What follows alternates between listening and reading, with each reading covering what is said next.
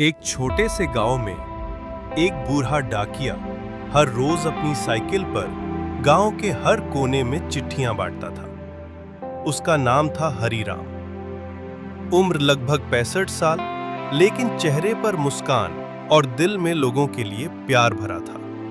गांव के लोग उसे बहुत मानते थे, क्योंकि वो सिर्फ चिट्ठियां ही नहीं, खुशियां और दुख भी साथ लाता था। कभी किसी बेटे की नौकरी की चिट्ठी, कभी किसी बेटी की शादी का कार्ड, कभी किसी सैनिक का पत्र। एक दिन हरिराम बहुत शांत था।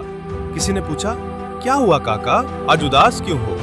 हरिराम ने मुस्कुराते हुए कहा, बस कुछ नहीं बेटा, एक चिट्ठी बाकी है। ये आखिरी चिट्ठी उसने अपने बैग में सबसे नीचे रखी थी। ये चिट्ठी राजू नाम के लड़के की थी, जो शहर पढ़ने गया था और कई साल से गांव नहीं लौटा था। उसकी मां शांति रोज दरवाजे पर बैठकर बेटी का इंतजार करती थी। हर किसी को देखकर पूछती, राजू आया क्या? हरिराम ने वो चिट्ठी शांति को दी।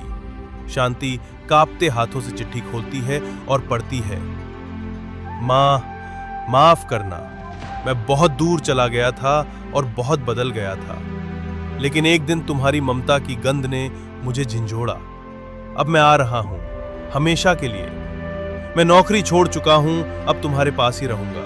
मुझसे बहुत बड़ी गलती हुई है, लेकिन अब बस तुम्हारे चरणों में रहना है। शांति की आंखों से आंसू बहने लगते हैं।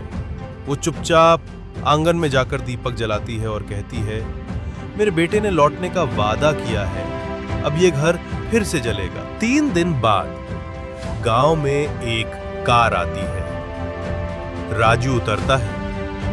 हरिराम वही होता है। राजू हरिराम को देखकर गले लगाता है। काका, आपने मां को मेरी आखिरी चिट्ठी दी? हरिराम रोते हुए कहता है, हाँ बेटा, लेकिन वो अब इस दुनिया में नहीं है। उस चिट्ठी को पढ़ने के कुछ घंटे बाद उनका दिल का दौरा पड़ा और वो चली गई।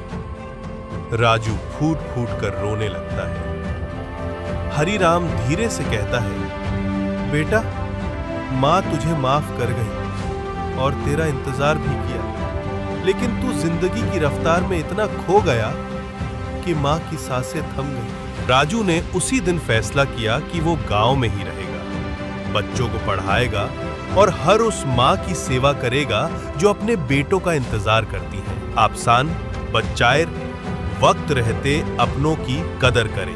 माँ बाप का प्यार कभी मत भूलो। जिंदगी की दौड़ में रिश्ते पीछे ना छूट जाए।